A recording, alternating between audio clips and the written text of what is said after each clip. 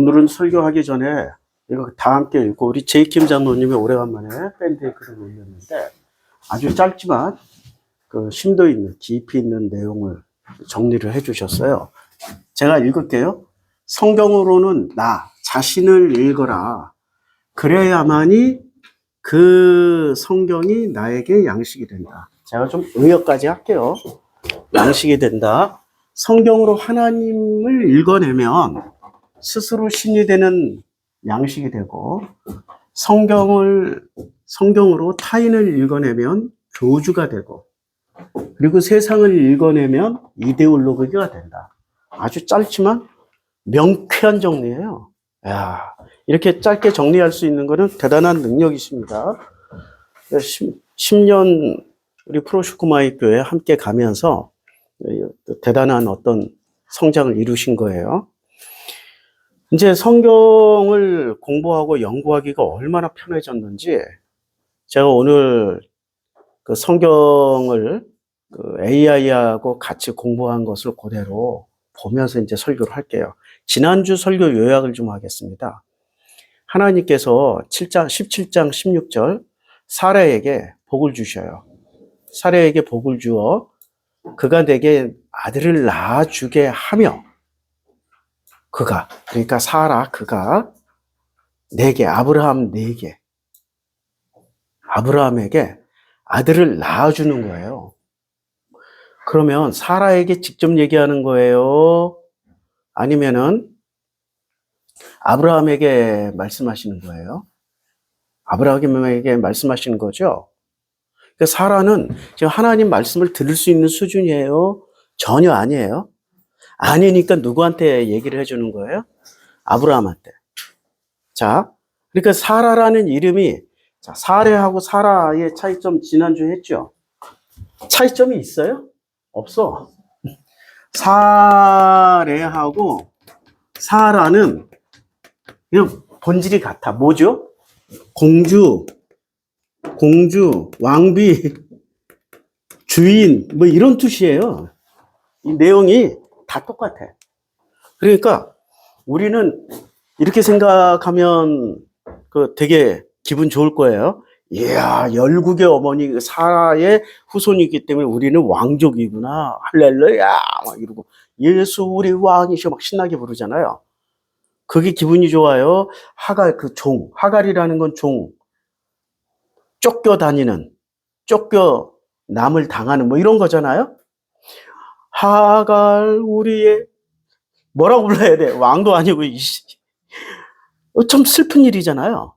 그럼 예수가 왕으로 오셨어요? 아니면은 뭐 종으로 오셨어요? 왕으로 오셨죠? 그러니까 우리는 착각을 해. 사라도 왕이고 예수도 왕이니까 우리는 왕의 후손이야. 근데 우리가 왕의 후손이에요? 아니면 우리는 노예예요, 원래? 아니, 왕의 후손은 맞아. 누구 왕의 후손? 세상 임금의 후손이야. 하나님의 후손이, 원래 하나님의 후손이었는데, 누구로 성장을 해요? 하나님의 자녀로 성장을 하게 돼요? 아니면 세상 임금의 자녀로 성장을 하게 돼요? 아직도 헷갈리세요? 맞죠? 그러니까 분명하게 하나님의 자녀로 태어났음에도 불구하고 성장 과정에서 우리는 하나님의 자녀라는 신분을 망각하고 세상 임금의 자녀로 성장을 해. 그러면 자, 하나님이 사라에게 복을 주어 사라가 아브라함 내게 아들을 낳아줄 거야. 제가 좀 살짝 번역해서 얘기하는 거예요. 그러면 여호와인 내가 사라에게 낳아준 그 아들에게 복을 주어서, 그 사라에게 복을 주어서 사라를 여러 민족의 어머니가 되게 할 거야. 그리고 민족의 여러 왕이 그에게서 날 거야. 라는 말은 이 사라라는 이 여자가 원래 이름이 공주, 왕비, 주인이잖아. 그러니까 하나님 나라의 하나님의 자녀들의 주인이 되고 하나님의 자녀의 왕이 되고 왕비가 된다는 얘기 아니면 세상 나라의 왕이 되고 임금이 된다는 얘기예요? 아, 헷갈리지. 이런 생각해 본 적도 없잖아. 이런 생각을 가면 어떻게 해요? 무조건 하나님 나라의 왕비, 그러면은 얘가 왕비면 마리아는 어떻게 돼? 독생 탄생시킨 마리아는 어떻게 돼? 그치요? 여기 심각한 고민이 빠지는 거예요. 그럼 하나님은 하나님의 자녀들을 선택하는 거예요? 아니면 세상의 자녀들을 선택해서 하나님의 자녀로 다시 돌아오게 만드는 일을 하시는 거예요? 그러니까 원래 하나님의 자녀들이 세상, 아버지가 바뀌었다니까? 아버지가 하나님 아버지인데 누구를 아버지로 모시고 살아요? 이것들이? 세상 임금, 세상 왕을 지 아버지로 모시고 사니까 어떻게 해야 돼? 내가 네 아버지하고 가르쳐 주려면 누구를 선택해야 돼요? 본래 하나님의 자녀였지만 세상 왕 밑에서 성장하다 보니까 세상 왕이 내 아버지야 라고 했던 요 사람들을 선택해서 너는 세상 왕이 네 아버지가 아니라 내가 너의 아버지야를 가르쳐 줘야 되잖아요. 이게 성경의 기본 패턴이고 하나님이 하실 일이잖아. 예수가 와서 하신 일도 그 일이잖아. 그러면 이 사라는 기본적으로 하나님의 왕비예요, 주인이에요, 공주예요? 아니면 세상 왕의 왕비였고 세상 왕의 주인이었고 세상 왕의 공주였어요? 그래서 열국의 엄마야. 이 열국의 엄마라는 게, 그러면 이 열국이라는 말이 하나님 나라의 국가란 얘기예요? 아니면 세상 나라의 국가란 뜻이에요? 오케이, 이제 이해가 됐죠? 그러니까 성경을 우리는 이제까지 어떻게 읽었냐면 무조건 성경의 주인공은 무조건 하고 하나님의 편이니까, 그냥 하나님을 믿으니까 무조건 하고 신성화시키고 무조건 하고 높여야 돼. 이제 이 명제에서 어디에 해당돼요? 이 명제를 한번 보자고. 성경으로는 누구를 읽어야 돼? 나를 읽어야 돼. 근데 나를 읽지 않고 성경으로 누구를 읽어야? 타인을 읽으면 뭐가 돼요? 조주. 그러니까 여기 나오는 이 타인들, 사라 훌륭하다, 아브라함 훌륭하다, 본받자 믿고 따르자 하다 보면, 계속 본받고 믿고 따르다 보면은 아브라함, 사라, 다윗, 그 다음에 예수 무조건 믿고만 따르다 보면은 사실은 누구를 따르게 돼요? 교주님, 우리 당회장님, 교주님, 총회장님, 이런 분들을 따르게 된다고. 그래서 타인을 읽어서 위대한 인물, 훌륭한 인물로 만들어 놓으면 우리는 뭐가 돼? 교주님의 종이 돼. 지금 그 얘기 해주는 거예요. 17장 16절은. 이게 좋은 말이에요, 이게? 별로 안 좋은 말인데 예수가 오셔야 될 말씀이에요. 이건 반드시 이 때문에 예수가 오셔야 되는 거야. 반드시. 그런데 예수가 오셨던 목적은 망각한 채 우리는 그 한 사람 한 사람을 높여요. 무조건 본받자, 믿자, 따르자. 왜? 하나님이 선택했기 때문에. 하나님은 어떤 사람을 선택해요? 하나님은 하나님의 자녀를 선택해서 알려줘요? 아니면 하나님의 자녀였는데 배신한 놈을 선택해서 알려주는 거예요? 그게 확실해. 근데 자기들이 배신했는지 안 했는지 알을까요? 모를까요? 전혀 몰라. 큰 길을 가다 보니까 너도 우리 다 같이 가니까 야 이게 맞는 길인가 보다 하고 넓은 길 가니까 그렇게 착각을 하고 살아요. 근데 좁은 길 가면은 나 혼자 가니까 내가 확신을 가지고 가요. 계속 의심하면서 긴가민가 하면서 가요. 그러니까 진짜 복음을 가는 사람들은 어떻게 길을 가냐? 맞나? 이게 맞아? 프로슈코마이 교회 이 메시지가 맞아? 헷갈려. 맞아? 틀려? 이러고 가는데 대형교회 우리 당회장님이나 총회장님이나 교주님이나 있잖아. 이만희 총회장. 그놈은 총회장이라고 그러고 내부적으로는 예수라고 그러잖아. 그런 사람들 따라다니면 맞아? 틀려? 이러고 가요. 확신을 가지고 가요. 확증 편향을 가지고 간다고. 맞죠? 그러니까 성경을 읽을 때는 어떻게 읽어야 돼? 확증 편향으로 읽으면 안 된다는 얘기야. 자, 그래서 성경으로 누구를 읽어야 돼? 내가 지금 잘 가고 있을까? 잘 못 가고 있을까? 헷갈리면서 가는 게 맞아. 그래야 양식이 되는 거야. 그래야. 그런데 성경으로 하나님을 읽으면 어떻게 돼? 하나님만 막 설명해. 하나님은 이렇게 위대하신 분이고, 하나님은 전지전능하시고, 무소부지하시고 하면 뭐가 돼요? 하나님만 계속 읽어대면은 그 하나님처럼 자기도 신이 되고 싶어요. 나도 전지전능 무소부재. 그래서 교주는 뭐를 읽어요? 교주는 하나님을 찾은 사람들이 교주가 되고, 그 교주가 하시는 말씀을 그 교주는 신을 찾았으면 이제 자기가 신을 읽어냈어. 신을 알았다는 거야. 하나님을 알았다. 예수를 알았다. 교주의 특징이 그거 아니에요. 하나님은 이런 분이야. 예수는 이런 분이야라고 강력하게 얘기하잖아요. 확신을 가지고. 그러면은 그렇게 하나님은 이런 분이야. 예수는 이런 분이야. 강력하게 얘기하면 얘기할수록 우리는 그 사람을 어떻게 해요? 전 바보 멍청이라고 해야 아니고 위대한 분이다. 내가 저분을 따라야 된다. 이렇게 될 거 아니에요. 그렇죠? 그러니까 이만희가 한마디 하면은 신천지 20만 명이 어떻게 일사불란하게, 야, 당원 가입해. 그러면 묻지 마, 따지지 않고 무조건 가입해버리잖아. 그리고 거기서 누구누구, 당대표 누구누구 돼야 되니까 찍어! 그러면 묻지 마, 그냥 찍잖아. 그치요? 근데 이만희가 어떻게 해서 그런 능력을 가지게 됐어요? 지가 능력이 있어서요? 아니면 지가 하나님 예수를 잘 설명해줘서 그렇게 된 거예요? 맞죠?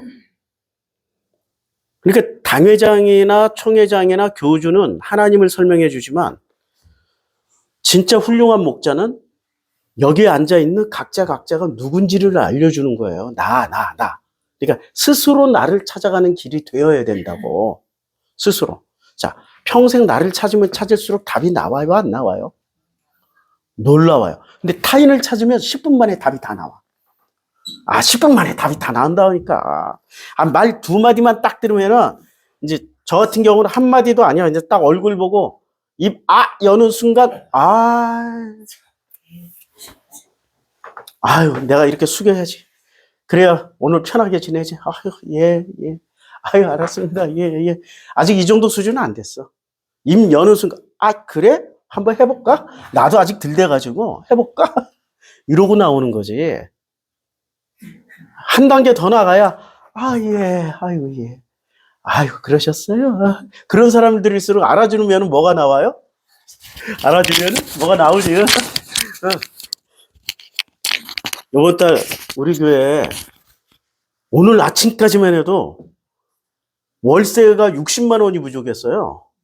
그래서 장로님 광고 좀 해줘요 하고 아침에 부탁을 했는데 그 장로님한테 부탁하고 30분 지난 후에 우리 최 여사가 인터넷 성도님들이 헌금한 액수가 그 사이에 60만 원이 채워졌대. 광고 안 해도 된다고 기뻐하시고, 그치요? 근데 내 사람이면 어떻게 할 거야? 그러니까 내 거는 이제까지 광고를 해. 이제 아예 포기를 했어, 광고하는 걸.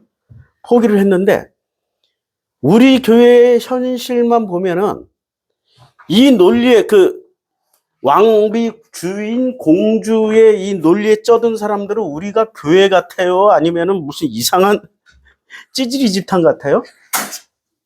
그치요? 그리고 우리는 그냥 찌질이 집단이야. 아니, 왕이신 예수가 치리하신 교회고, 목숨 바쳐 세운 교회인데, 어떻게 그따위 것 가지고 근심 걱정을 해? 모든 걸 맡기고 그냥 가면은 하나님이 해결하실 텐데, 이런 믿음들이 그분들은 충만하시잖아요. 그분들은 상상계를 사르셔. 자, 여기 상상계하고, 오늘 설계 중요한 키워드의 상상계하고 현실계. 상상계는 이걸 관념이라고 제가 이름 붙였고요. 상상계는 관념이라고, 현실계는 영어로는 리얼리티예요. 리얼러티. 실제계라고 그래요. 현실계, 실제계. 자, 이게 굉장히 중요해. 자, 상상계에 들어가 있는 사람과 현실계에 들어가 있는 사람은, 상상계는 뭐를 생각하냐면은, 상상계는 둘 중에 하나야. 상상계는 경우의 수가 무지하게 많아. 현실계는 딱 둘 중에 하나야. 길다, 짧다. 맛있다, 맛 없다. 좋다, 나쁘다. 근데 상상계는 길다, 짧다 사이에 뭐가 존재해요? 길거나 짧거나, 길다 짤 때 길거나 길을 수도 있고 짧을 수도 있고, 경우의 수가, 그리고 사람 각자마다 너에겐 길지만 나는 짧고, 나에게는 길지만 너에겐 짧을 수도 있고, 온갖 경우의 수들이 무수히 많아. 이게 상상계야. 자, 그러면 현실계는 둘 중에 하나야. 내가 안전하냐, 안전하지 않냐. 위험하냐, 위험하지 않냐야. 둘 중에 하나를 판단을 해야 현실계에선 살아남을 수가 있어. 그런데 이 상상계는 안전하다, 위험하다가 아니라 어떻게 해요? 안전할 수도 있고 위험할 수도 있지만, 그러나 네가 하는 만큼 안전할 수 있고 네가 하는 만큼 위험할 수도 있어. 그래서 이 상상계에서 발전하는 건 뭐가 발전하냐면, 뭘 발전하냐면 믿음을 믿는 만큼 어떻게 돼요? 믿는 만큼 성공하고 믿지 않는 만큼 실패한다. 이 상상계에 속해 있는 사람들은 뭐를 강조해? 인간의 능력을 어디서 꺼내와요? 현실에 있는 것에서 보지 않고 인간이 가지고 있는 그 어떤 그 지적인 능력, 생각의 능력, 어떤 그 믿음의 영역에서 계속해서 발전을 시켜요. 상상계, 현실계는 둘 중에 하나의 호랑이가 앞에 나왔어. 사느냐 죽느냐야. 현실계는 호랑이가 내 앞에 있어. 지금 사느냐 죽느냐야. 그쵸? 선택지가 없다니까. 두 개밖에. 그런데 여기에 상상계는 곧 믿음이 가기 때문에 사느냐 죽느냐의 그 사이에 하나님이 개입할 수도 있고 안 개입할 수도 있고, 내가 죄를 지었으면 저 새끼가 나를 죽일 것이고, 내가 하나님의 은혜를 입었으면 살릴 수도 있고, 온갖 경우의 수가 수천 수만 가지가 나올 수 있다는 얘기예요. 그리고 저놈을 내 종으로도 만들 수 있어. 저 호랑이 새끼를. 상상계에서는 이게 상상계야. 근데 현실계는 둘 중에 하나야. 왜냐하면 빠르게 결정해야 내가 벌써 살아날 수도 있고, 결정 못하면 죽을 수도 있기 때문에 인간의 본능은 생존에 적합하게 만들어져 있는데, 이 상상계 속에 들어가 있는 인간은 이 생존력을 거의 다 상실을 해요. 경우의 수 따지다가. 도덕이. 내가 이제 심지어는 그 호랑이한테, 야, 호랑이야, 내가 너한테 부탁할게. 요것만 살려주면 다음에 너한테 내가 소 한 마리 갖다 바쳐줄게. 상상계는 이게 돼. 온갖 경우의 수가 다 있으니까. 그래서 이 상상계에 들어가 있는 사람들은 굉장히 복잡한 뇌구조를 가지게 돼요. 그리고 이걸 가지고 얘기하는 걸 너무 즐겁게 생각해. 이걸 뭐라고 그래? 이걸 이데올로기라고 그래. 이데올로기. 이게 철학이 되고 이데올로기가 되고, 요게 상식과 주류가 되거나 요게 비주류나 서로 비판할 수 있는 어떤 거리가 되는, 이거 가지고 노는 재미로 살아요. 요거 가지고. 상상계에 그러니까 인간의 모든 철학이나 상상력이나 이런 거는 상상계 이걸 뭐라고 그러냐면 언어의 유희. 언어 게임이라고 그래요. 누가요? 비트겐슈타인이. 그리고 이 상상계는 어떻게 물려? 가족 유사성. 서로 가족들끼리 아니면 동료 집단들끼리 서로 물려주는 거야. 그래서 우리의 상상계와 중국인의 상상계는 같아요? 틀려요? 달라. 우리는 가족이 뭐야? 우리는 가족? 작게는 내 가족이지만 전체는 우리 국가, 우리 민족이 전체가 가족이기 때문에 내 가족처럼, 내 가족이니까, 저 몰라도 내 가족이니까 서로 예의를 차리고 그냥 먹을 것 있어도 양보하고 그래. 근데 중국인들은 내 가족만 내 가족이야. 이게 내 가족을 위해서 목숨을 다 건다니까. 그런데 내 가족 위에 남의 가족은 내 가족이 아니야. 그러니까 어떻게 해요? 예? 뷔페 가가지고 그냥 가족 대표들이 와가지고 접시 있다마는 걸로 막 퍼가잖아. 남이 퍼가기 전에 남의 가족이 퍼가면 안 돼. 내 가족을 먹여야 돼. 내 가족 먹여 살리기 위해서 막 퍼가. 서로 싸우면서 막 퍼가. 왜요? 내 가족만 내 가족이고 네 가족은 내 가족이 아니야. 그런데 우리는 어떻게 돼? 내 가족도 내 가족이지만 우리도 다 내 가족이야. 그래서 그 태안반도의 기름 유출 사건이 터졌을 때 그거 자연복원으로 하려면 20년, 30년 걸린다는데 우리는 몇 년 만에 해결해 버렸어요? 2년 만에 해결했어요. 2년 만에. 싹 전 국민이 와가지고 누구 일처럼 해줬어요? 내 일처럼. 우리 일이니까. 자, 이 상상계에서 이런 다양한 현실들이 만들어집니다. 이 상상계가. 신기해요. 그러니까 일본은 내 가족을 위해서 목숨을 버려요? 아니면 나만 살면 돼? 일본은 가족이라는 게 없어. 신기하게 일본은 개인주의야. 자기만 살면 돼. 그리고 자기만 살면은 되는 그러니까 똑같은 한중일인데 DNA, 우리하고 일본은 DNA 되게 많이 비슷하잖아요. DNA가 90% 일치해. 그런데도 바다 하나 건넜다고 이 상상계가 이렇게 달라져. 그런데 만약에 이 사람들이 현실계로 딱 나왔어. 서로 배고파. 죽느냐 사느냐. 야. 그러면은 그 현실 앞에 2명만 먹을 분량이 있어. 두 명은 살 수 있고 1명은 못 먹어서 죽어. 그럼 3명이 어떻게 해야 돼요? 일본은 어떻게 해야 돼? 내 가족 먹여 살리기 위해서 뺏어가고, 일본은 어떻게 해야 돼? 나만 살기 위해서 뺏어가는데, 우리는 우리가 살기 위해서 야 너나 먹자. 요거 좀 서로 잘라가지고 서로 너는 가져가고 너도 이만큼 가지고 우리 요만큼 가져가면 되지 않냐? 이게 상상계에서 배워먹은 습관이 현실계로 나오면 어떻게 돼요? 요렇게 달라져. 현실계를 살아가는 패턴이 이렇게 달라진다고. 그러니까 상상계도 필요해. 그러면 이 상상계를 지배하는 게 뭐죠? 이게 선악이라고 해요. 선악 지식. 자, 여기까지 하고. 그래서 이제 17장, 16장으로 다시 돌아올게요. 내가 그에게 복을 주어 그가 내게 아들을 낳아주게 하면 내가 그에게 복을 주어 그를 여러 민족의 어머니. 자, 사라가 여러 민족의 어머니가 됐어요? 아니면 한 민족의 어머니가 됐어요? 아니, 우리 성경의 역사를 알잖아요. 사라가 여러 민족의 어머니가 된 적이 있어요? 한 민족의 어머니만 된 거예요? 하나의 민족. 사라가 낳은 아들 이삭 하나 낳았잖아. 만약에 야곱처럼 사라가 12아들을 낳아버렸으면 여러 민족의 엄마가 되지. 근데 이삭이 하나 낳았으니까 이삭이를 통해서 나온 게 누구예요? 야곱이죠. 야곱이 낳은 게 12아들이죠. 12아들들이 각자 국가를 세웠어요. 12아들들이 12지파가 돼가지고 이스라엘이라는 나라 하나만 세웠어요. 하나만 세웠는데 잘 보세요. 어떻게 여러 민족의 어머니가 되죠? 질문을 던져야지. 아니 왜? 어떻게 여러 민족의 어머니가 되는 거야? 이상하네? 해야 되는데 왜 질문을 안 던져요?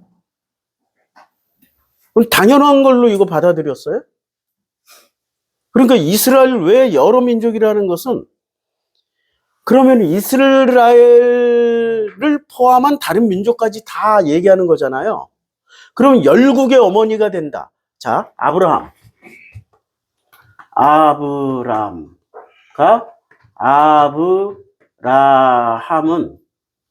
자, 아브라함 위대한 아버지. 아브라함 열국의 아버지야.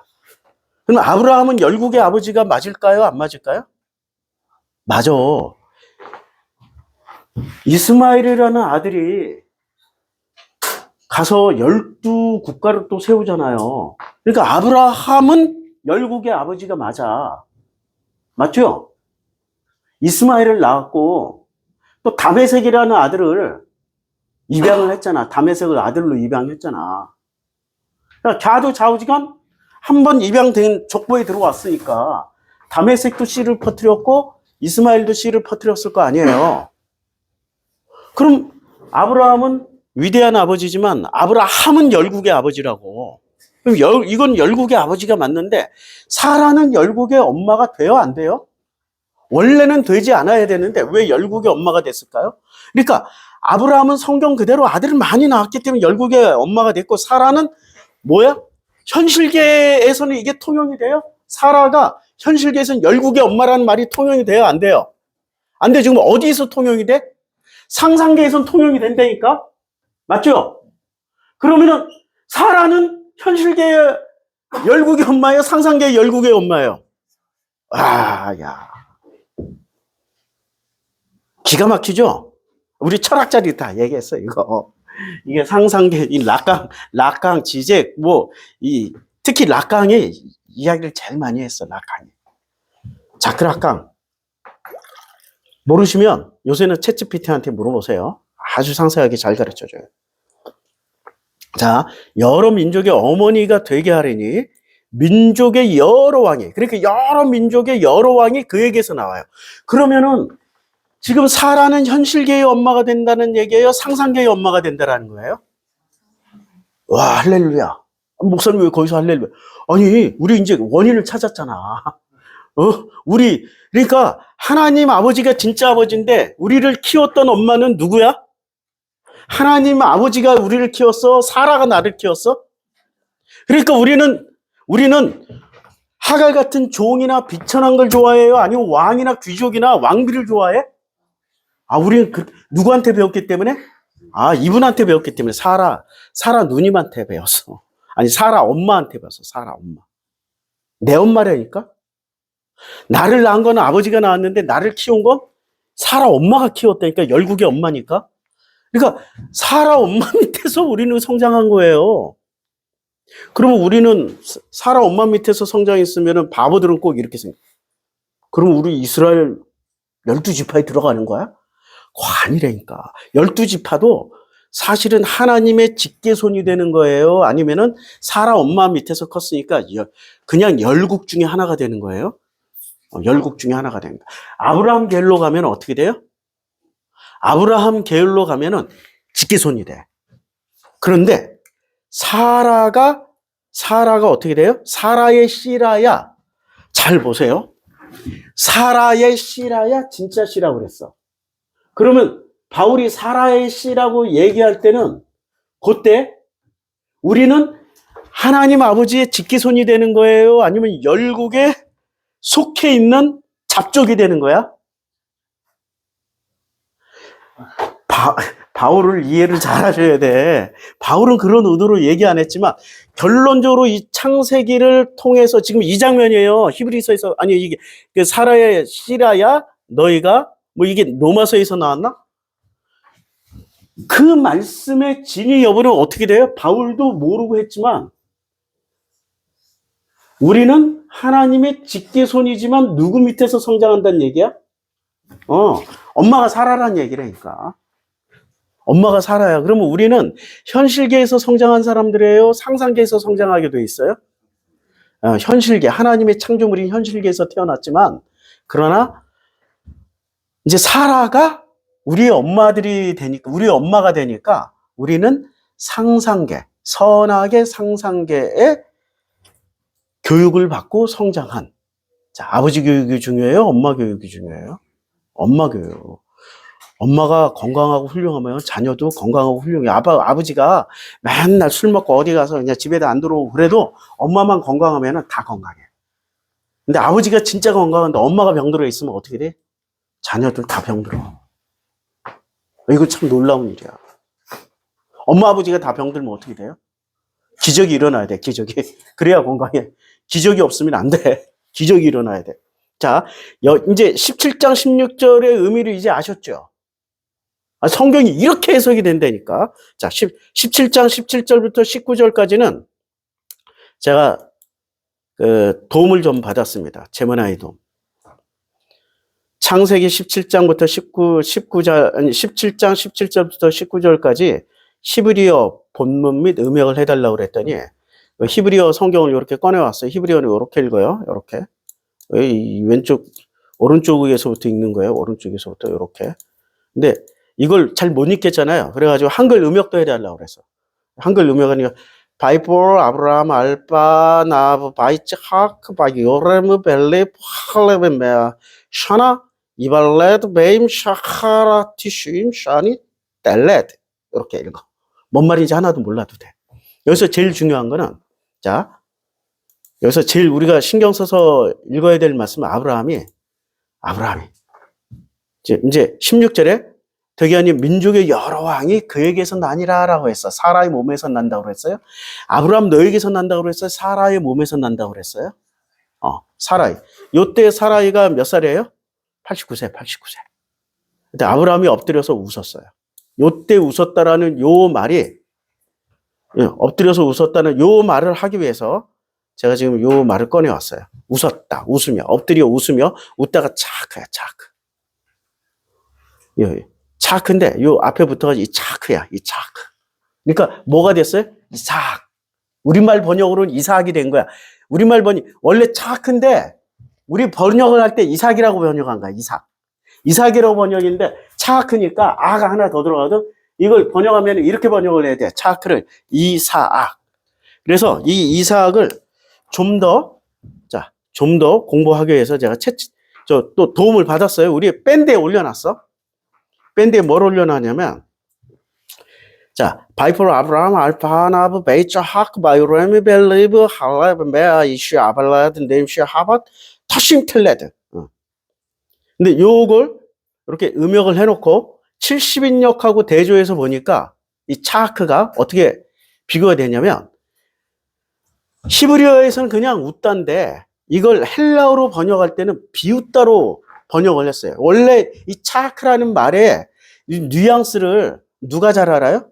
히브리어 쓰는 사람들이 잘 알 거 아니야. 그러니까 히브리어를 쓰던 유대인들이 헬라어로 번역을 해줘야 돼. 왜 헬라어로 번역을 해줘야 돼요? 늙은 세대는 히브리어를 알고 있었지만 대다수의 젊은 세대는 히브리어를 다 잊어버렸어. 뭐만 알아? 헬라어만 알아. 헬라어만 알기 때문에 어디서 살던 유대인들이 어디? 이집트, 알렉산드리아에서 살고 있던 유대인들이 거기가 본토만큼이나 유대인들이 많았어요. 이스라엘 땅만큼이나 유대인들이 많이 살았다고. 그들에게 번역을 해줄 때는 헬라어로 번역을 해줘야 되잖아. 성경 좀 읽어라 하고. 그래서 그때 번역한 단어는 이런 번역으로 썼어요. 차크를, 여기 히브리어 차크는 미완료 Y 차크입니다. 이제 조롱하다, 웃다, 조롱하다, 장난치다, 희롱하다 등의 넓은 의미를 가지고 있는데 70인역에서는 이것을 좀 더 구체적으로 비웃음, 경멸적인 웃음으로 번역을 해버린 거예요. 그러니까 차크에서 이삭은 어떻게 돼? 이 차크가 된 거야. 자, 이거 싹 지울게요. 이제 제이킴 장로님의 글을, 이 명문을 싹 지우고, 싹 지울게요. 싹 지우고. 자, 이 차크에서 그냥 이 차, 이렇게 바뀐 거예요. 한글로 쓰면. 근데 이 차크는 뭐라고요? 비웃음. 그냥 요걸로 대표로 쓸게요. 그럼 이 차크는 그냥 웃음이야. 하하하하 하는 웃는 거야. 좋아서 웃는 거야. 그러면 이삭의 이름이 지금 몇 개라고요? 하나예요, 두 개예요? 이 차크에서 어떻게 바뀌었어요? 이삭으로 바뀐 거야. 이삭.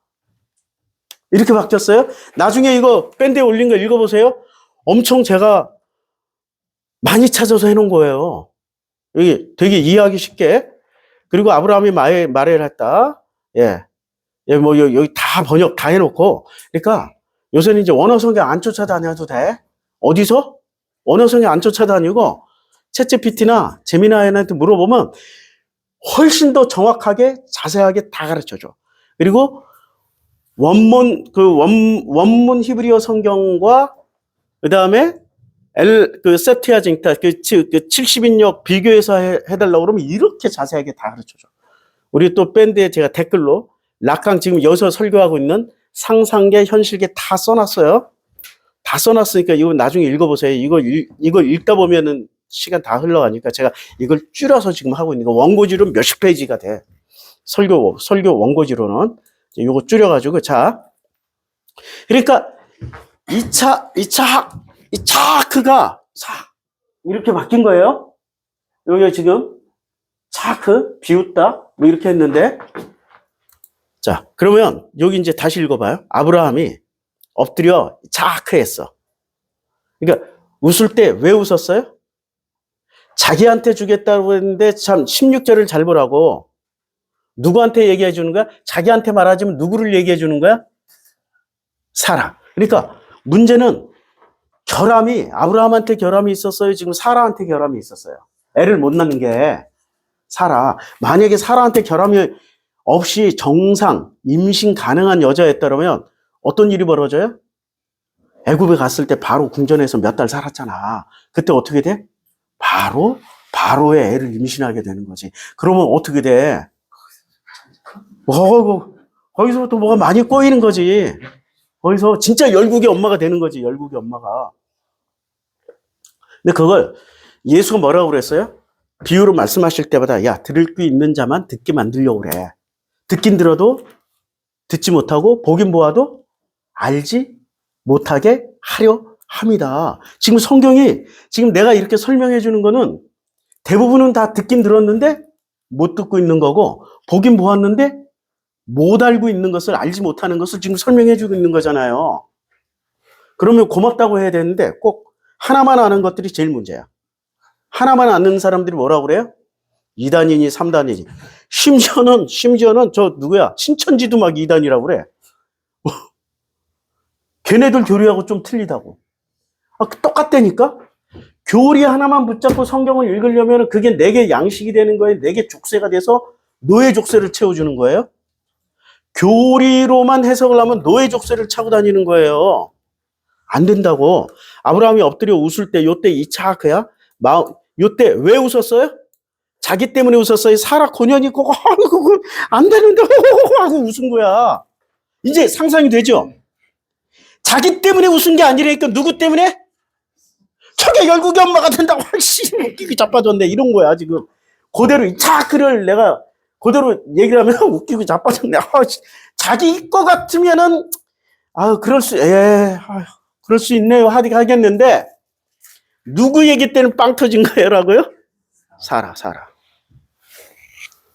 자기는 알았는데 사라를 얘기할 때 참고 참았던 게 이게 웃음이 빵 터질 때 이때 웃음은 긍정의 웃음이에요? 아니면은 하나님에 대한 부정의 웃음이에요? 하나님에 대한 부정의 웃음이지. 자기도 모르게 들통 나버린 거야 지금. 그러니까 아브라함이나 사라나 정품이에요? B품이에요? 한 C급 정도 되는 거야. C급. 아직 B급도 안 되고 무슨 급? 하나님은 C급을 선택해서 뭐를 만들어 주셔요? 완전 순정품, 정금처럼 만들어 주신다고. 이게 하나님이 지금 이 땅에서 나에게 행하시는 일이야. 우리에게 행하시는 일이라고. 내가 아브라함보다 더 정품 같아요? 사라보다 더 정품 같아요? 아니잖아. 여기에 좀 아브라함 형님이나 우리 사라의 누님 같은 경우는 그래도 나는 C급인데 이분들 한 B급 정도로 봐주시면 되지. A급도 못 되고 B급 정도야. 그러니까 이게 자기도 모르게 팍 터져버린 거야. 그래서 이삭은 이름이 두 개야. 이착. 근데 착 발음을 여기 이게 목 뒤에서 그러니까 이란에 가면은 영어로는 이렇게 돼 있어요. 코메이니 스테이션. 호메이니 역이에요. 전철역이 코메니. 근데 뭐라고 썼어요? K로 썼어. 우리는 뭐로 읽어요? 호메이니로 읽잖아. 호메이니 스테이션으로 읽잖아. 지금 우리는 하메네이를 읽죠. 이란에서는 어떻게 읽어요? 카메네이로 읽어. 근데 이걸 잘 들으면 뭐가 섞여 있냐면 K하고 H가 섞여 있는 바람이야. 그래서 우리는 H로 듣고 그쪽 사람들은 K로 들어. 근데 둘 다 뭐가 섞여 있어요? K하고 H가 섞여 있다니까 둘 다 섞여 있는 거야. 이거는 상상계식이야. 이게 동시에 섞여 있는 건 상상계야. 현실계는 뭐만 들려야 돼? K나 H나. 둘 중에 하나로 들려야 돼. 그러니까 우린 현실계 산다니까. H 맞아. 죽어도 H야. 근데 가서 보면 K로 다 기록돼 있어. 카메네이, 코메네이. 이렇게 안 들린다니까. 하메네이. 허메니 이렇게 들려. 우리 허메니. 자, 그러니까 아브라함이 엎드려서 어떻게 해? 막 웃어. 그리고 마음속으로 이르되 100세 된 사람이 어찌 자식을 낳을까? 100세, 나는 100세인데 어찌 자식을 낳을까? 근데 사라는 90세니 어찌 사라는 90세라는 말에 90세의 나이가 방점이 찍혀 있는 게 그동안 이 여자 때문에 실패한. 아니, 이 이전에 아브라함은 하갈과 잤잖아. 그래서 이스마엘을 낳았잖아. 자기는 문제가 없다는 거 확인됐잖아. 근데 하갈이 낳는 순간 누구한테 문제가 생기는 거예요? 아브라함한테 문제가 있다라는 거예요? 아니면 사라한테 문제가 생겼다라는 거예요? 사라. 그러니까 100세 된 사람으로서 어찌 자식을 낳을까? 이 말은 사실은 왜 들어갔는지 몰라. 실제 방점은 여기에 찍혔는데 사라는 90세니 그동안에도 안 됐는데 90세 된 여자가 어찌 이것 때문에 웃었어. 자기는 이미 애를 낳아봤잖아. 자기는 이미 80 후반에 애를 낳아봤잖아요. 그쵸? 100세 낳았으니까 14세. 그러니까 14년 전에 지금 13년 전에 애를 낳아봤잖아. 아브라함이 이에 하나님께 아뢰되 이스마엘이나 하나님 앞에 살기 원하나이다. 누구만 아니야. 야, 그러니까 사라가 90세에 애를 어떻게 낳지? 그동안에 89세까지도 아니 자기가 평생 살아본 거 아니야. 가족으로서도 누이 동생으로서도 시작해가지고 지금 그 나이 때까지 같이 살았잖아. 평생 살아봤잖아. 아이고 안 되는데 그 마음의 표현이 어떻게 되냐? 이스마엘이나 하나님 앞에 좀 살기 원해요. 아유, 이러고 얘기하는 거죠. 이스마엘이나 그러면은 이스마엘이나 하나님 앞에서 살길 원해요라는 말은 상상계에서 얘기한 거예요? 현실을 직시한 거예요? 그렇지, 현실을 직시했어. 여러분, 어떤 놈이 현실이야? 이스마엘이 현실이 된 거죠. 그러면 이스마엘은 졸업하셔야 돼, 안 해야 돼? 졸업해야 되는 거야. 그럼 이제 누가 졸업을 못해? 앞으로 태어날 놈은 졸업을 못해. 성경은 현실계에 나온 사람들을 졸업을 시켜요. 놀랍도록. 근데 현실계 못 나오고 상상계를 계속 살아가는 사람들은 주인공을 끝까지 해먹어. 성경에서 예수 이야기가 더 길게 나와요? 바울 이야기가 더 길게 나와요? 신약 성경에서 보면 예수 얘기는 정말 짧게 나와. 근데 바울은 몇십 년을 거쳐가지고 진짜 지금까지 바울 얘기가 주류잖아. 그러면 누가 현실이고 누가 상상계야? 우리 바울 형님이 상상계고 우리 예수가 현실계야. 자, 우리 386이 현실을 살았어요? 아니면 상상계를 살고 있어요? 네, 우리 시대 운동권들 상상계를 살고 있어요. 그 상상계에는 도식화되어 있어. 어떤 도식? 민주주의라는 건 뭐야? 민주주의라는 건 통합하고 화합하고 함께 나가는 길이에요? 아니면 독재 타도 검찰 타도 이렇게 주장하는 게 민주주의예요? 그 사람들 머릿속에는? 분리하고 타도하는 걸 민주주의라고 배워먹은 거예요. 그 상상계에서 현실을 살아왔는데 현실계에서 배워먹은 걸 자기네들 믿음으로 가져와가지고 그걸 뭐로 만들었어? 이데올로기로 만들었잖아. 이게 성경 하나만 알면은 이 세상을 이렇게 분석을 할 수 있어요. 기가 막히죠? 기가 막힌 거예요. 하나를 알면은 열을 다 해석을 해낼 수 있다고. 열을. 자, 하나님이 이에 하나님께 아뢰되 이스마엘이나 하나님 앞에 살기를 원하나이다. 그러니까 자기의 대안은 누구예요? 이스마엘이야. 그러면 이스마엘이 얼마나 상중하 중에 어떤 상으로 생각했어? 합질로 생각했어? 이스마엘은 최상급으로 생각했다고. 이스마엘이나 하나님 앞에 이제 다른 자식 필요하다? 필요치 않다. 이스마엘이 너무 잘했으니까. 이스마엘은요 정말 잘했어요. 그리고 이삭이 마지막 죽을 때 뭐 해달라고 그랬어?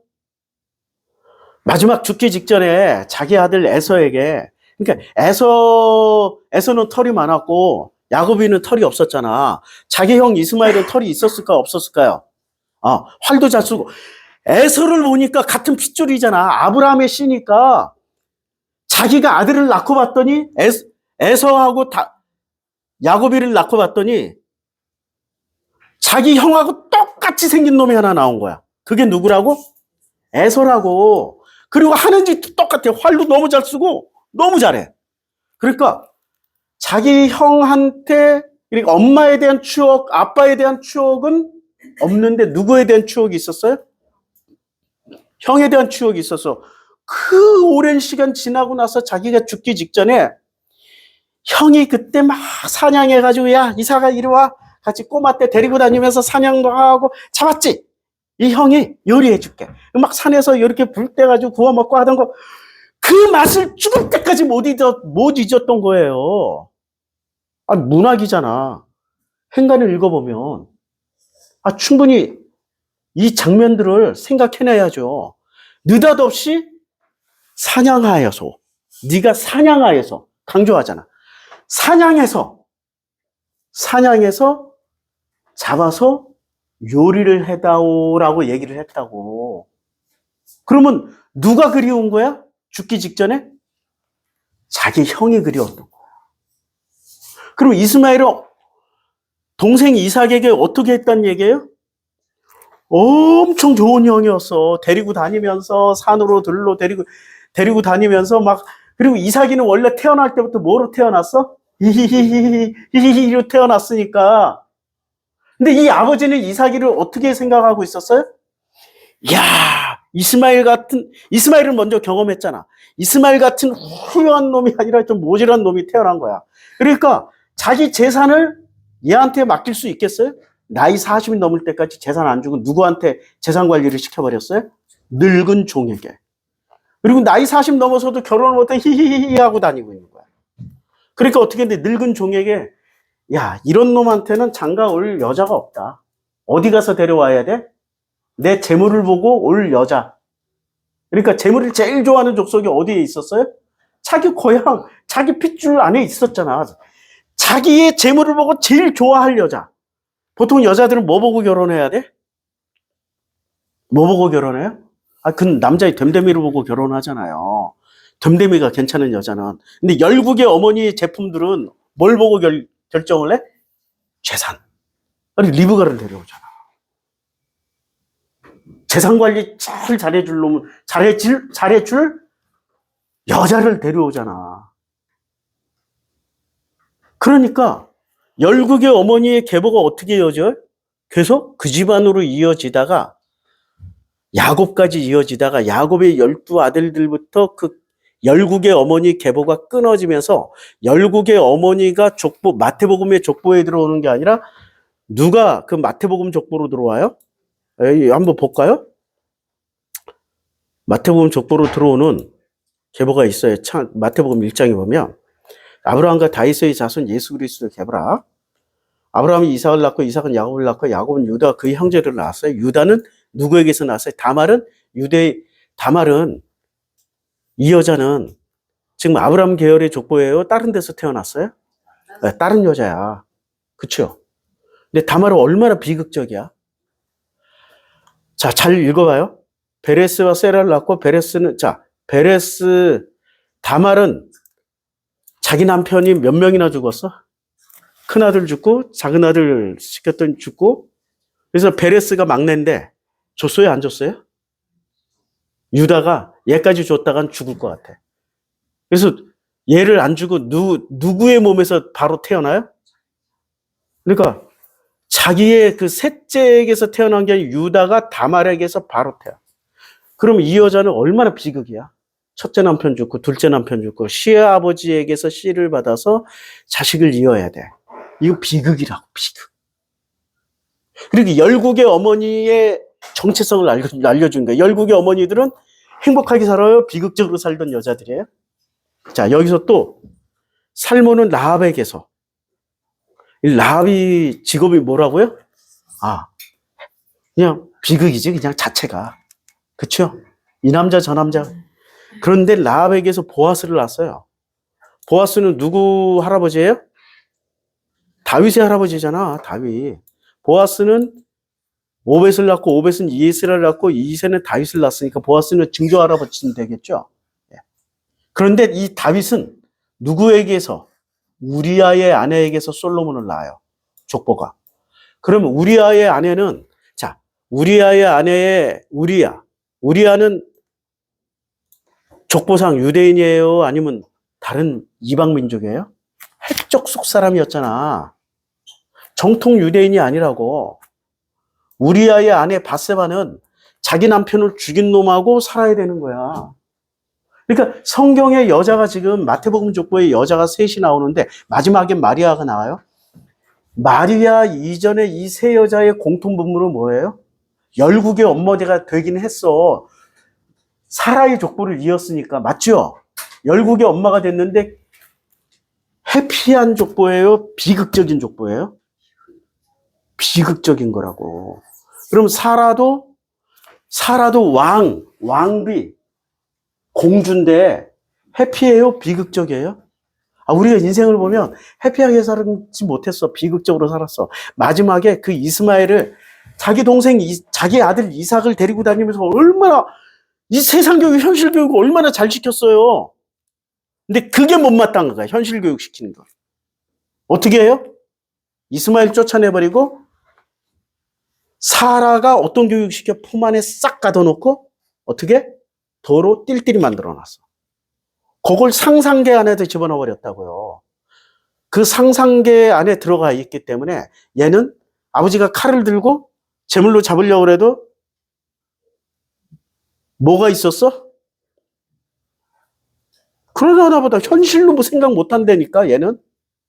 현실로 생각했으면 어떻게 해야 돼요? 도망가든지 아버지를 때려 눕히고 뭐 칼을 뺐든지 해야 될 거 아니에요. 얘는 상상계, 엄마의 상상계 속에서 아버지가 칼을 들었다. 아버지가 칼을 들었다. 이런 거 아니야. 이게 지금 우리에게 시사하는 바가 굉장히 커요. 믿음이 깨지는 자리가 현실이고 믿음을 가지고 있는 게 상상이야. 그러면 그건 누구의 믿음이 깨지는 자리예요? 하나님의 아버지의 믿음이에요? 내 믿음이 깨져야 되는 거예요? 내 믿음이 깨지는 자리가 현실이야. 내 믿음을 가지고 사는 자리가 상상계라고. 그러면 하나님의 믿음으로 살 수밖에 없는 데가 하나님이 나를 믿어주니까 살아가. 그게 상상계예요? 현실계예요? 호랑이가 앞에 있어. 내 믿음대로 오면 어떻게 해야 돼? 온갖 경우의 수가 나와서 경우의 수 따지다가 바로 잡혀먹어. 경우의 수 따지고 있어 막. 수만 가지가 나와. 행동으로 못 옮겨. 발이 딱 얼어붙었어. 근데 나는 믿음이 없는데 누가 믿음이 있어요? 하나님이? 하나님의 믿음이 있는 거야, 아버지가. 호랑이한테 뭐라고 그래? 야, 그만해. 쟤는 좀 더 살아야 돼. 야, 너 저쪽으로, 오른쪽으로 100m 가면은 거기 소 한 마리 있어. 개 잡아먹어. 우리 하나님이 그렇게 가르쳐서 소 한 마리 잡아먹게 하신다고. 그러니까 지금 아브라함이 이삭을 잡으러 갈 때는 누구의 믿음으로 간 거야? 하나님의 믿음으로 간 거예요? 아브라함의 믿음을 보여주려고 한 거예요? 아브라함이 자기 믿음 보여주러 간 거 아니야. 아브라함이 믿음대로 했으면 이 이삭이는 어떻게 됐어요? 돼졌지. 그 하나밖에 하나 이스마엘도 쫓아내버렸는데, 근데 그게 아브라함의 믿음으로 죽이려고 그랬는데 누구의 믿음으로 살려낸 거예요? 그게 현실이야.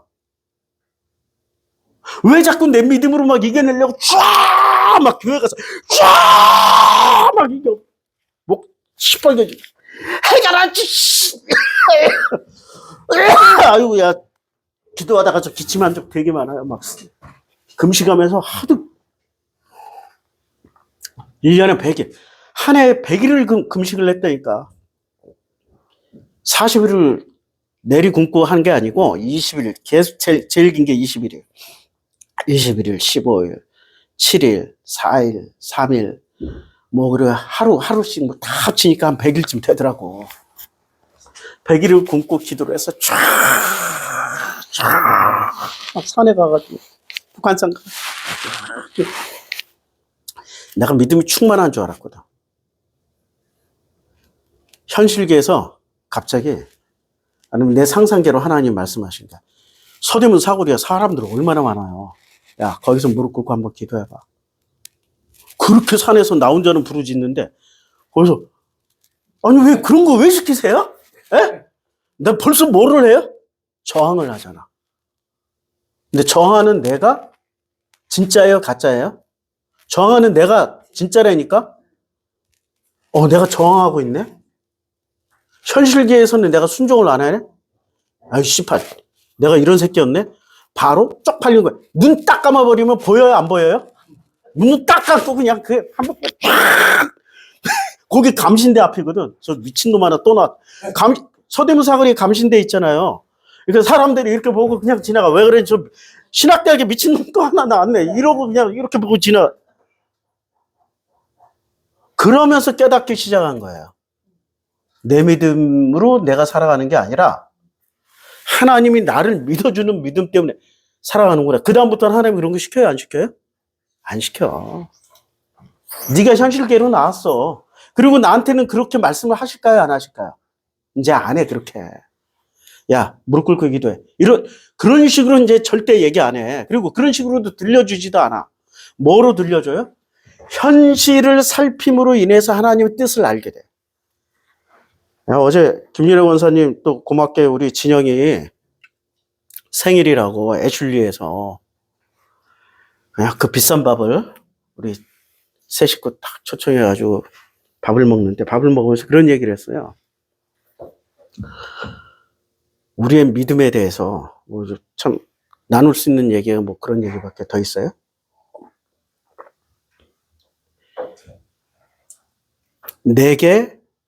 내게 주신 그 꿈이 있어요. 그러니까 24살 때인가? 내가 책마다 이렇게 책 겉표지에 옛날엔 그런 게 있잖아. 겉표지 막 첫 장에 되게 빈 공간이잖아. 여기다 이렇게 써.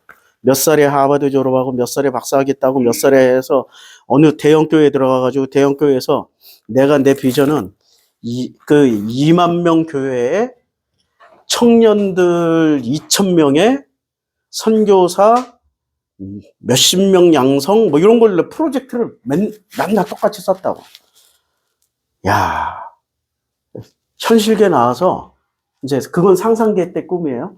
현실계 나와가지고 이렇게 보니까 야, 그 꿈이 안 이루어진 게 정말 감사하다. 그 꿈이 이루어졌으면 내가 생존했을까요? 아니면 벌써 돌아가셨을까? 내 체력과 건강을 감안하며 타고난 내 체력과 건강이라는 게 존재한단 말이에요. 근데 내 체력은 겨우 이 정도 인원 감당할 수준밖에 안 돼. 이것도 사실 안 돼. 안 되니까 어떻게 해요? 신방해요? 안 하죠. 새벽기도 해요? 못 하죠. 철야기도 안 하죠. 어느 순간엔 했는데 안 해. 왜? 내 체력이 안 돼. 솔직히 말해서 성경 연구하고 맨날 요새는 제미나이하고 챗GPT 이게 얘랑 계속 준비하다 보니까 하룻밤을 샜다고 세상에 심장이 또 협심증이 며칠 전에 또 일어났어요. 아, 스트레스 받으면 안 되는구나. 잠은 제때에 자야 되는 거구나. 와, 그러니까 나라는 인간의 현실을 보니까 하나님이 내 상상계에서 소원하고 있던 일들을 그대로 다 이루어지면 나는 이 세상에 있으나 없는 인간이 되는 거야. 아시겠죠? 그러니까 내 뜻대로 이루어지는 게 아니라 아버지의 뜻대로 이루어져야 된다고. 그게 현실이야. 내 믿음대로 이루어지는 게 아니라 누구의 믿음대로 이루어져야 돼요? 아버지의 믿음대로 이루어져야 돼. 나는 지금 이렇게 복음을 전하지만 내 때 다 이루고 가려면 내 현실이 세 가지가 바탕이 돼 있다. 첫째, 체력이 전광훈이 정도는 돼야 돼. 전광훈처럼 막 이러고 다녀야 돼. 그 정도 체력은 있어야 돼. 근데 요번에 실형 받고 뭐 감옥에 가자마자 어떻게 됐어요? 구치소 가자마자 뭐 방광이 아파. 어쩌고 저쩌고. 저거 살아있는 게 기적이야. 근데 나오면 또 막 이러고 다닐 거 아니야. 그러니까 정광훈이처럼은 체력은 있어야 돼. 윤석열이도 그렇게 술 처먹거든. 막 어퍼컷 날리는 거 보니까 뭐 체력이 대단해. 그러니까 첫 번째 체력이 있어야 돼. 두 번째 뭐가 있어야 돼? 인간과 네트워크가 지금 이 나이쯤 되면은 네트워크가 다 만들어져 있어야 돼. 부자들 네트워크, 후원할 네트워크. 우리 월세 60만 원 예배 시작 몇 분 전까지 해도 없었단 말이에요. 우리는 그런 교회야. 근데 차고 넘쳐야 된다니까. 60만 원 월세 내일 월세가 나가야 되는데 오늘까지 월세가 없었는데, 그럼 부자들 네트워크 이런 고민을 할 필요가 없어야 된다고. 솔직히 말해서 내가 그 뜻을 이루려면 첫째 건강이 있어야 되고, 이 후원하는 네트워크가 잘 만들어져 있어야 되고, 세 번째는 인간관계, 그것을 힘을 써줄 수 있는 사람들, 네트워크가 다 돼 있어야 돼. 근데 이 셋 중에 뭐라도 형성된 거 있어요? 안 됐잖아. 그럼 내 현실은 내가 다 하고 가는 거예요? 아니면 씨만 뿌리고 가면 되는 거야? 아니, 내가 다 만들고 가는 게 좋아요? 씨만 뿌리다 가는 게 더 나아요? 나는 그렇게 너무 심플하게 정리해서 엄청 감사해. 만약에 내가 이루려면 정신없이 하다 보면은 진영이를 누가 키워? 내가 키울 수나 있겠어요? 진영이를 주신 것도 누구더러 키우라고? 엄마 아빠가 잘 키우라고. 그럴 거 아니에요. 만약에 엄마가 진짜 훌륭하면은, 훌륭해서 다 진짜 너무 잘 키울 것 같으면 아마 나에게 건강을 주시든 돈을 주시든 뭐를 줬을 거 아니야. 난 후원만 해주고 당신이 알아서 잘 키워. 그리고 난 밖으로만 놀 거 아니야. 그쵸? 그러니까 내 현실을 가만 들여다보면 내가 할 수 있는 현실이에요? 내가 할 수 없는 현실이에요? 그게 핵심이야. 난 그래서 하나님 음성은 이제 안 들어도 돼. 뭐로 봐요? 이 현실을 보고 하나님이 나에 대한 계획이 이러하시겠구나를 알게 되는 거예요. 신비주의가 개입하는 순간부터 우리는 오해를 해요. 오해. 그리고 휘둘려. 누가 이 말하면 혹 해서 가고 저 말하면 혹 해서 가고. 아니야, 하나님은 그런 상상계의 방식으로 안 쓰세요. 현실계의 방식으로 쓰신다고. 그러니까 이사야가 하나님한테 매일 아침 일어나가지고 하나님한테 이렇게 직접 음성을 듣고 공부를 했겠어요? 아니면 온갖 공부할 때마다 하나님이 인사이트를 줘서 현실 세계에서 깨닫게 해주셨어요? 그 현실계에서 깨달았던 대표적인 말씀이 뭐예요? 하늘에서 눈과 비가 내리면 그 눈과 비가 그 뜻을 다 이루고 나서야 도로 하늘로 올라간다. 이거는 상상계예요? 현실계예요? 현실계지. 그러니까 이사야의 결론은 이 현실을 보고 다 풀었어. 그게 이사야의 특징이야. 그런데 우리 인간은 왜 성경을 이해를 못하냐면, 현실계로 풀어 쓴 말씀을 상상계의 머리로 이해를 하려니까 이해가 되겠습니까? 그러니까 예수가 뭐라고 그랬어요? 야, 하물며 내가 이 현실에 있는 거 가지고 얘기를 하는데 저 하늘의 것을 가지고 얘기하면 너희들이 이해할 수 있겠냐? 그러니까 예수는 사람들의 상상계 가지고 얘기했어요? 현실계 가지고 얘기했어요? 현실계로 내려와야 비로소 저 아버지의 말씀을 이해할 수 있다는 거야. 그러니까 우리는 성경을 읽어도 바울밖에 모르는 수준이라면 현실을 살고 있는 거예요. 아직도 상상계 속에 파묻혀서 믿음만 그냥 붙잡고 가려고 하는 존재가 된 거예요. 그 믿음도 하나님의 믿음이 아니라, 하나님이 나를 믿어준 믿음이 아니라 내가 나를 믿는 믿음이라고. 누구한테 배웠어요? 열국의 엄마. 열국의 엄마. 그러니까 사라의 포지션 알았죠? 이렇게 전제를 하고 읽어야 성경이 비로소 읽히게 돼요. 자, 그 다음에 이제 마지막으로 19절. 하나님이 이르시되 아니라 내 아내 사라가 내게 아들을 낳으리니, 아니라 그래요. 내 아내 사라가 너에게 아들을 낳을 거야. 너는 그 이름을 뭐라고 그래? 이삭. 뭐라고 했어요? 이름을 교정해 주잖아. 비웃었으니까. 자, 아브라함이 이스마엘에, 자, 내게 아들을 너 그 이름을 이삭이라고 해라. 요 이삭을 보세요. 이삭. 이제 이게 이삭이야. 이삭가. 차크는 이삭이 되는 거고요. 차크. 자, 이삭이라고 해요. 그러니까 이름을 아브라함이 그냥 비웃은 것을 그 이름을 그대로 의미와 발음을 살짝 교정해서 그 이름으로 정해버린 거예요. 보통은 하나님이 그 이름을 어떻게 해줘요? 보통은? 자, 지금 이스마엘은 어떻게 줬냐가 이스마엘은 이름을 16장을 볼까요? 16장 보면은 자, 아브라함이 하갈과 동침하였더니 하갈이 임신함에 그가 자기 임신을 했어요. 자, 그리고 이제 여종이 이제 임신한 상태에서 사레가 하갈을 학대했어요. 하갈이 사레 앞에서 도망했어요. 도망했다가 사레의 여종 하갈이 여호와의 사자를 만났어요. 만났을 때 여호와의 사자가 그에게 이르되 내가 내 씨를 크게 번성하여 그 수가 많아 셀 수 없게 하였더라. 그리고 여호와의 사자가 또 그에게 이르되 내가 임신하였은즉 아들을 낳으리니 그 이름을 뭐라고 했어요? 이스마엘. 아니 지금 이스마엘 이름은 누가 줬어요? 하나님이 다이렉트로 줬고 이삭의 이름은 하나님이 다이렉트로 준 거예요. 지 아버지가 지은 것을 교정해서 준 거예요. 누구 이름이 더 훌륭해? 아, 나 진짜 이런 걸 보면은 우리는 성경을 너무나도 도식적인 교리 안에서만 이해를 하려고 했다가 이런 걸 다 놓친다고. 누가 정품이고 누가 A급이고 누가 현실 세계로 빨리 나온 거야? 이스마엘이라는 이름 뜻이 뭐라고요? 여호와가 돌보신다. 여호와가 들으신다. 그쵸? 이삭은 비웃는 놈. 이삭은 웃기는 놈. 웃는 놈.